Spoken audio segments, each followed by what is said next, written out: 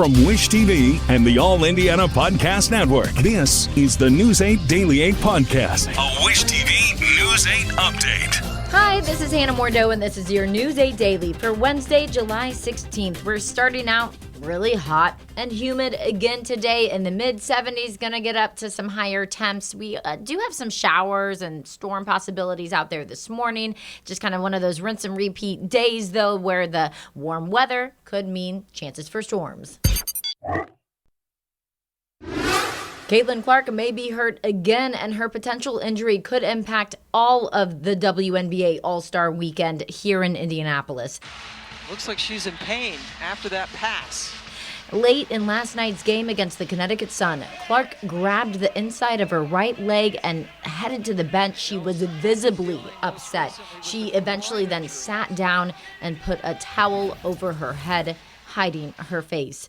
The potential injury overshadows the Fever's 85-77 win over the Sun at TD Garden in Boston, and it could be the latest setback in what's been a tough season for one of the league's most popular, arguably the most popular player. Clark came into the season on a remarkable run of health. She had never missed a college game and played every game as a Fever rookie. This season, she has missed 9 of 22 regular season games. She sat out 5 games in May and early June with a quad strain. Then she missed 2 weeks worth of games from late June to early this month with a groin problem. The Fever are not giving any specifics about what happened. No, just felt a little something in her groin, so we'll get it evaluated and see what happens from there. Yeah, if that's the one she was grabbing at, I don't know which one it was, but yeah, I mean, that's it. The Fever play tonight in New York. No word yet if Clark will play. Clark's injury also means her role in the WNBA All-Star weekend here in Indianapolis could be up in the air. Clark led the league in All-Star fan votes, making her a captain of one of the teams in Saturday's game at Gainbridge Fieldhouse. Yesterday, the league announced Clark is set to be a part of its first All-Star three-point shootout on Friday, and neither the Fever nor the WNBA have made any new announcements about Clark competing this weekend. The Westfield Fire Department says it will start charging assisted living facilities for non-emergency 911 calls. As News 8's Kat Sandoval tells us, the fire chief says it's because of unnecessary calls. Westfield's fire chief says 25% of all 911 calls come from assisted care facilities. And of those calls, a third are non-emergencies. He says it's tying up the first responders from dealing with real emergencies. Some of the non-emergency calls the Westfield EMS deal with include lifting a patient or transporting patients to scheduled non-life-threatening doctor's appointments. Those aren't necessarily true emergencies, and there are better methods of getting someone transferred to those doctor's appointments than calling 911. And that's why the city of Westfield approved the new ordinance that would charge living facilities $500 for its first offense, another $500 for its second offense, and $1,000 if they call again for a non-emergency situation. The fines will be directed to the living facilities themselves and not the patient. We're not making money off of this. That's not what it is intended to do. It's intended to put the facility on notice that, hey, you're really not using 911 services the way that they're meant. You need to change the way that you're doing business. Chief Gaylor says there are various services available, like private ambulances that specializes in non-emergencies. The city currently has only 3 transporting medic units. Last year, during peak times, the fire department saw 1,700 overlapping calls, and they're seeing an increase of non-emergency calls this year. Those non-emergency calls can lead to longer response time for those who are truly in an emergency situation. We can't turn the call down. So we don't get to pick and choose and prioritize this run over that run. And so it's tying up a lot of our resources. The new ordinance won't begin until October. For now, over the next few weeks, the fire department will work with residential care facilities to educate them on proper emergency protocols. The fire chief wants to make one thing clear. Each call is still very important. They just want to prevent unnecessary, non-emergency ones. At the end of the day, When the bells go off, like you've heard, the men and women in the organization are going to hop on the trucks and provide service regardless of where it's at and who it's for. I reached out to multiple assisted living facilities in the Westfield area, and I haven't heard back. I'm Kat Sandoval for Wish TV and WishTV.com. A new deadly shooting in Indianapolis has police again searching for answers. It happened late yesterday afternoon near 34th and Post Road on the east side of the city. Investigators say they found the victim wounded in a car and he died there. They have not released his name or a theory about who shot him. They are asking anyone with tips or information to call Crime Stoppers at 317-262-TIPS. A safe haven for survivors of domestic violence is getting ready to host a fundraiser. News 8's Brittany Noble went to Coburn Place to see the need and tells us there's a way for people to help the mission this weekend. Coburn Place hopes to raise $50,000 to support children who live there. This is one of the few places that Hoosiers can turn to during unimaginable trauma. It offers on-site transitional housing, breaking barriers and helping survivors rebuild. On tomorrow, stop by for a glass of lemonade. The kids run the stands themselves, creating teams, designing logos and selling outside the building. The money they earn helps them buy shoes and clothes for back to school. Organizers say the kids are at the heart of their mission because children are the ones who will likely break the cycle of domestic violence in their families. It's about making sure that kids have what they need to feel confident and ready for the school year. When kids move to Coburn Place, a lot of times they don't have shoes that fit, clothes. They've left with whatever they could carry, and they're growing. And so the lemonade stand is all about making sure that kids have what they need to feel confident and cool as they walk into that first day of school. Adults, mark your calendars for the Spiked Lemonade Stand on Friday at the 8th Day Distillery in the Factory Arts District. Coburn Place receives 20% of the bar sales for this event. Also expect specialty cocktails and mocktails, light bites, and even a jewelry sale.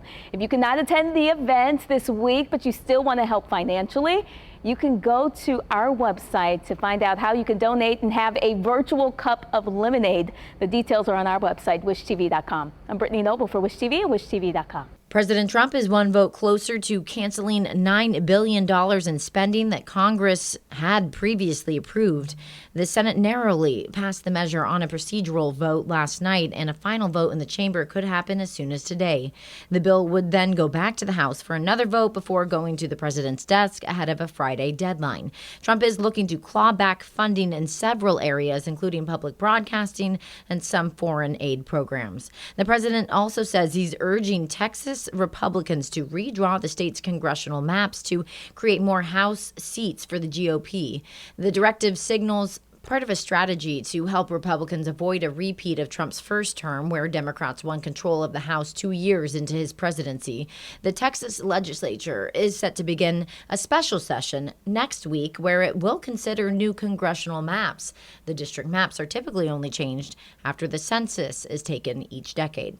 Let's go to Jane King now with your business headline. She starts with the Federal Reserve. Treasury Secretary Scott Bessent confirmed that the search is underway to replace Fed Chair Jerome Powell. Now, Bloomberg reports that Bessent suggested that the Fed chair should step down from the central bank's board when the term is up in May of next year. President Trump and some supporters have been frustrated that Jerome Powell has been slow to cut interest rates. Well, President Trump says tariffs on pharmaceuticals will likely come August 1st. Bloomberg reports that Trump told reporters that pharmaceutical tariffs would start low and then increase, and eventually they could get as high as 200%. That would hurt companies like Eli Lilly.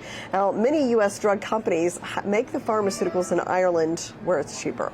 And for the month of June, the median price of a premium cup of coffee, cold brew, beer, and a burger have all crept up. A couple menu items have gone down slightly in price. Burritos and wings, eggs fell again last month, but housing continues to be stubbornly high. And Spirit Halloween is hiring 50,000 retail associates for the 2025 season. Spirit plans to open 1,500 locations, and most of these will open next month. All associates also receive a 30% discount on Spirit Halloween purchases. Well, stocks mostly lower yesterday. Inflation ticked up. Banks lost some ground in this morning. were quiet and slightly lower. Live from the New York Stock Exchange, I'm Jane King. Back to you. Back to basketball, the city's starting lineup of events for the WNBA All-Star Game gives basketball fans a chance to explore Indy's rich hoops history.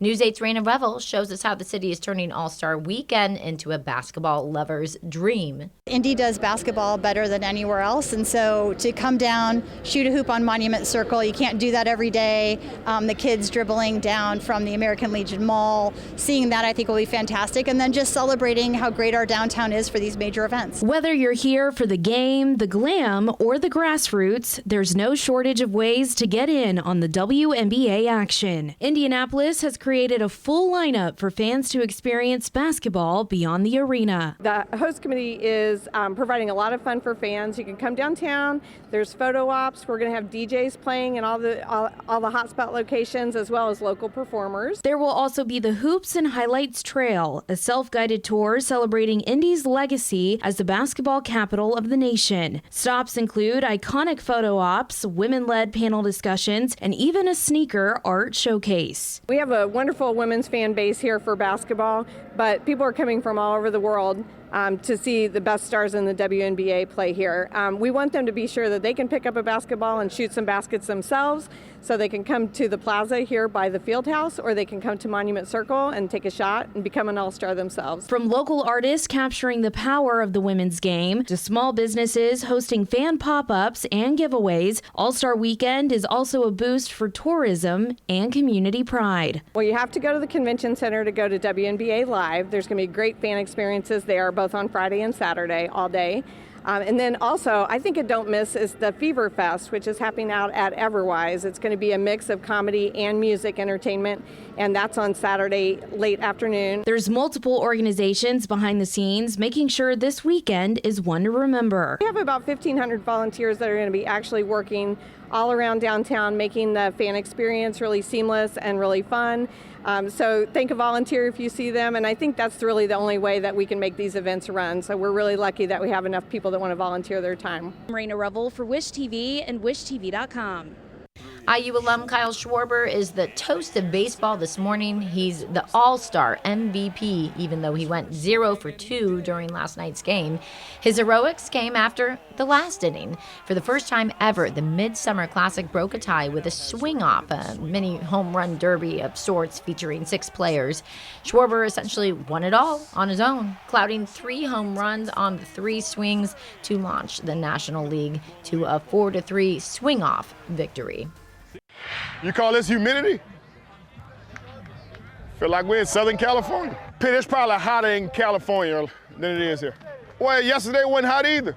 Oh, y'all got it good. Cleaned my garage out and lost 5 pounds. That's what you call conditioning right there. From weighing in on the weather to whacking players with pugil sticks, Colts great Reggie Wayne appears to be having fun at training camp. The team posted a video of the Ring of Honor receiver turned assistant coach titled Training Camp Reggie. It's a lot of fun. You can watch it on WishTV.com. Wayne has always made headlines at training camp as a player. He arrived in strange ways: a dump truck, a helicopter, and an Indy car. More than that, too. Colts' first open practice is officially 1 week from today. Noblesville is our next stop on our Wish You Were Here tour. Come out, meet our team tomorrow at the Hamilton County 4-H Fairgrounds for the first day of the fair. It is part of our summer-long tour of communities across central Indiana.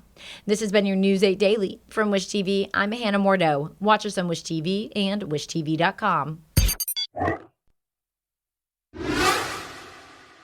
This is the News 8 Daily 8 podcast, a Wish TV News 8 update on demand. For even more, on demand and on the go, connect with Wish TV on Facebook at WishTV.com and on the free Wish TV mobile app. Thank you for listening, and be sure to like, subscribe, and follow this podcast for updates every weekday morning on the All Indiana Podcast Network and wherever you get your podcast.